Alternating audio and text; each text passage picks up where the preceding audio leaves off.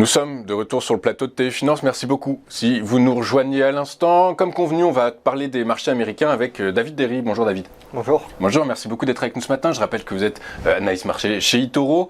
David, l'été a été plutôt agréable pour les indices américains, mais là, patatras, depuis 2 jours, le Dow Jones a enchaîné 2 séances consécutives de baisse. Est-ce que le risque inflationniste, évidemment, est revenu sur le devant de la table? Qu'est-ce que vous en pensez? Comment vous analysez tout ça, David? Écoutez, c'est vrai qu'on a eu un bel été, parce qu'on a eu un début d'année compliqué, avec beaucoup de mois dans le rouge. Et puis là, depuis mi-juillet, de mi-juillet à mi-août, on a eu des actions qui ont progressé sur le marché américain d'environ 12%. Donc c'est quand même pas négligeable. Et ça a donné un espoir aux investisseurs qui voyaient plutôt d'un bon œil le fait que la Fed continue d'augmenter ses taux et essaie vraiment de combattre l'inflation. Et puis là, mi-août, les investisseurs rentrent de vacances et puis on voit qu'on repart à la baisse. Alors il n'y a pas trop d'explications sur cette baisse, il n'y a pas eu plus de raisons. On voit que les raisons, ça reste les mêmes, le conflit avec l'Ukraine. Alors il y a Taïwan qui vient se rajouter maintenant aussi au débat dans ça, mais à part ces problématiques-là, il n'y en a pas eu de nouvelles qui ont été ajoutées. Il y a Jackson Hole aussi à la fin de la semaine, donc c'est réunion des banquiers centraux, donc ça pourrait aussi avoir un impact. On aura aussi un peu plus de direction par rapport aux prochaines semaines sur le marché. Mais en tout cas, voilà, les marchés qui avaient bien rebondi, on le voit sur le S&P, on était passé au-dessus des 4250 points, et là on est venu corriger, on est aujourd'hui à 4136 points.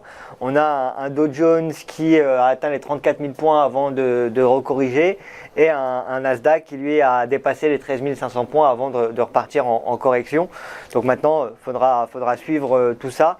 Mais c'est vrai que, en tout cas, les marchés ont l'air, en tout cas, d'avoir envie de repartir. Maintenant, on verra si d'autres mauvaises nouvelles viennent se rajouter à l'équation. Oui, c'est ça, on verra s'il y a suffisamment de carburant en fait pour aller chercher de nouveaux plus hauts. Merci David. Vous avez choisi de nous parler d'une société dont on a entendu parler beaucoup sous différents angles, de Bed Bath & Beyond, qui est passé de 5 $ à 30 $ avant de retomber. Exactement, donc Bed Bath & Beyond, c'est toutes ces actions qui font partie des actions même, dans la même catégorie que GameStop ou AMC. C'est ce que nous, en bourse, c'est ce que les investisseurs surnomment les actions même désormais. C'est des actions qui ont qui ont beaucoup de popularité auprès des gens sur Internet. Auprès des petits investisseurs en fait. C'est plutôt des petits investisseurs que des institutionnels, c'est ça qui sont... C'est pas seulement des petits investisseurs, parce qu'on voit qu'au début des mouvements, c'est quand même souvent des institutionnels, d'ailleurs souvent le même. C'est souvent Ryan Cohen qui est PDG de Chewy, qui est une marque pour animaux, et qui avait aussi fait parler de lui à l'époque avec GameStop, avec son rachat de GameStop, et l'action était partie à plus de 200 $ après ça. Et ça a été le même modèle pour Bed Bath & Beyond. Il a pris une participation dans le groupe, il a annoncé sa participation publiquement, et ça a été suivi de très près par les réseaux sociaux et par les gens sur Reddit, qui ont ouvert des trades pour essayer de rentrer dans le train. Et on peut dire que ceux qui sont rentrés début août et qui sont ressortis le 15 août ont pu leur été payés grâce à cette action. Mais pour ceux qui sont rentrés après, une fois qu'en fait le mouvement a eu lieu, comme vous l'avez très bien dit, on était passé de 5 $ à environ 30 $ sur l'action en quelques jours. Et là, on est venu reperdre ça dès qu'on a vu en fait les fonds d'investissement qui avaient lancé le mouvement, qui ont commencé à vendre et clôturer leur position. On voit qu'il y en a eu de plus en plus qui ont suivi, mais ça a été une histoire qui a fait beaucoup parler d'elle en bourse et qui a créé aussi des personnes qui ont réussi à faire de l'argent. Il y a notamment une histoire d'un jeune... un jeune trader de 20 ans, comment il s'appelle? Jack Freeman. Qui a réussi à faire plus de 100 millions de $ avec cette histoire. Alors après, c'est un peu plus qu'un été qui s'est payé. Un peu plus qu'un été qui s'est payé en effet. Mais à 20 ans, la vie est encore longue. Donc, oui, c'est sûr. Oui. Il pourra se financer de très beaux étés, ce jeune prodige de la finance. On va poursuivre alors avec Elon Musk et la première ligue anglaise, le championnat de football anglais, puisque Manchester United enchaîne les contre-performances. Du coup, Elon Musk s'est proposé de le racheter, mais a priori, il semblerait que c'était juste une simple petite blague en fait. Alors, c'est une blague, mais bon, ça a commencé comme ça aussi pour Twitter au début. Hein. Ça commence souvent comme ça avec. Il l'a pas racheté, Twitter. Il l'a pas racheté, mais c'était en grande négociation. Et d'ailleurs, ça lui vaut des problèmes aujourd'hui, parce qu'en octobre, on aura la décision pour savoir est-ce que le deal aura lieu ou pas finalement. Et la SEC ne l'a pas assez calmé, donc il a décidé de continuer avec ses blagues. Et cette fois-ci, sans doute en regardant un match de foot, il s'est dit Manchester United, c'est quand même une action qui a bien baissé. Hein. Si on regarde en bourse, hein, le club de foot, il a bien chuté. Les clubs de foot en général. C'est jamais un très bon investissement le football. L'Olympique Lyonnais à une époque, quand ils ont gagné leur 8 championnats à la suite, ça pouvait être un bon investissement. Malheureusement après ça s'est pas avéré le cas et aujourd'hui c'est sûr que c'est un peu compliqué. Et là si on regarde Manchester United avant 2019, donc en 2018 on était à 27,50€ l'action. Là on est à 13,27€. Donc on voit quand même qu'il y a eu une grosse baisse et un club qui est en difficulté. Et donc Elon Musk a décidé de faire une blague et de blaguer en disant que s'il devait racheter un club de foot, de toute façon ce serait Manchester United et aucun d'autre parce que c'était le club qu'il supportait quand il était enfant. Et ça a eu plutôt encore une bonne nouvelle. Hein. À chaque fois que Elon Musk parle d'une action, on voit qu'en bourse, on a beaucoup d'investisseurs qui se ruent derrière. Même si c'est juste des tweets, d'ailleurs pas que dans les actions, c'est aussi dans les crypto-monnaies qu'on voit ce phénomène. Et donc Manchester United qui était passé d'environ 10€ l'action à 13,27€. Et donc c'est un dossier assez intéressant à suivre pour voir si justement en dollars, les prix sont, je disais en euros, mais c'est en dollars. Mais ça sera justement intéressant à suivre pour voir si cette acquisition va se dérouler au final et si c'était juste une intox ou une véritable info. En tout cas, même hors Elon Musk, hein, ça peut être pour ceux qui aiment le foot et qui aimeraient éventuellement avoir un investissement. Vous conseillerez d'investir dans le titre Manchester United, sachant que là on parle économie, on parle capitaux, etc. Sur le terrain, Manchester c'est 4-0 la semaine dernière contre Brighton, je crois. Brentford, Brighton ils perdent 2-1, Brentford ils perdent 4-0. Est-ce que ça vaut le coup? Cristiano Ronaldo veut plus jouer avec eux. Sportivement, c'est compliqué. Après, Manchester United, ça reste quand même une institution. Alors moi, je conseille rien du tout. Je dis ce que les gens peuvent faire et après, c'est à eux de choisir en fonction de leurs intérêts, de leurs risques qu'ils veulent prendre, etc. Si Manchester United fera partie de leur portefeuille ou pas.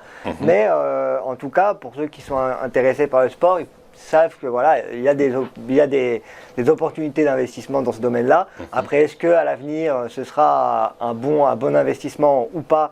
Ça, malheureusement, c'est compliqué à dire. Hein. Moi, je pense que pour ceux qui aiment le foot et qui le voient sur moyen-long terme, Manchester United, ça risque quand même pas de disparaître. Et pour le moment, on ne va pas encore descendre de championnat. Donc voilà, c'est sûr que sur le marché, avec la volatilité, il y a peut-être des choses moins risquées en ce moment et des investissements moins risqués à faire que commencer à spéculer sur Manchester United. Mais si après on a un rachat qui par exemple s'avère vrai, imaginons, on peut prendre un scénario fou, hein, Elon Musk gagne son procès contre Twitter, il se retrouve à avoir beaucoup de capital, au final il se dit pourquoi pas acheter Manchester United qui est dans un moment difficile.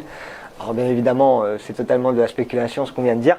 Mais c'est pas inenvisageable et donc à avoir un œil sur Manchester United, c'est pas totalement ridicule. Pas totalement ridicule. Même si moi c'est pas une action qui personnellement je mettrais en ce moment en portefeuille à titre personnel. À titre personnel, on va alors par contre, est-ce que vous metteriez du Disney dans votre portefeuille? En tout cas Disney, oui, là c'est un peu différent. Disney qui a dépassé Netflix, qui a annoncé de très très bons résultats. D'ailleurs même des actionnaires qui étaient sortis de Disney sont re-rentrés à la suite de l'annonce de leurs résultats.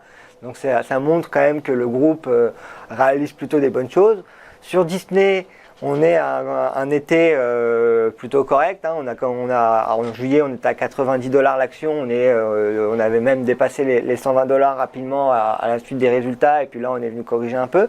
Il y a deux bonnes nouvelles sur Disney. Il y a le fait que Disney Plus et les services de streaming de Disney dépassent désormais Netflix. Donc on a plus de 220 millions d'utilisateurs. Et puis il y a les parcs. Avec le Covid, ça avait été compliqué pour Disney. Et puis là, le fait qu'ils réouvrent, la fin du Covid, le fait qu'ils réouvrent les parcs, c'est plutôt bon signe. Et les parcs ont beaucoup... Les parcs d'attractions. Les parcs d'attractions, exactement. Ont beaucoup pesé sur les résultats du groupe. Et donc, ça a été plutôt positif.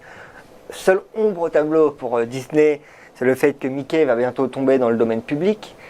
Donc ça, faudra le suivre. Ce sera au courant 2024, il me semble, pour retrouver des précisions sur Internet. Mickey, c'est quand même l'emblème, on va dire, de Disney. Le fait que tout le monde puisse désormais s'en servir sans avoir besoin pourront bientôt s'en servir sans avoir besoin d'accord de Disney. Faudra suivre ça, mais sinon en ce moment on le voit que déjà elle a perdu 50% par rapport à ses plus hauts de 2021. On était à plus de 200, on était à $200 environ l'action. Là on revient aux alentours des $100. On voit qu'il y a un très très beau support qui peut être un support majeur sur Disney, je pense, aux alentours des $100 pour faire simple. Et donc aux alentours des $100, pour moi, sur le moyen long terme, Disney, ça reste une belle entreprise et ça reste un beau business. Donc oui, là, en effet, même si on regarde d'ailleurs les autres analystes, on voit que l'estimation faible de Disney, elle est à $120, donc on est quand même encore au-dessus du prix actuel, avec une estimation élevée à $160 et un achat fort sur le consensus des analystes. Bien évidemment, ça ne veut pas dire que ça va forcément monter, mais en tout cas, c'est plutôt des bons signaux. Et on a quand même de bons signes pour Disney à l'avenir. À l'avenir. Oui. Et cet été a été confirmé avec les bons résultats. Et les analystes, avec cette histoire d'effectivement Mickey qui tomberait dans le domaine public, les analystes estiment la perte à environ $6 milliards pour Disney. Donc ça aura évidemment un impact sur le cours de bourse. Merci David pour toutes ces précisions, toutes vos analyses. On va marquer une pause et juste après, on se retrouve avec Antoine Fraisse-Soulier. À tout de suite sur TV Finance.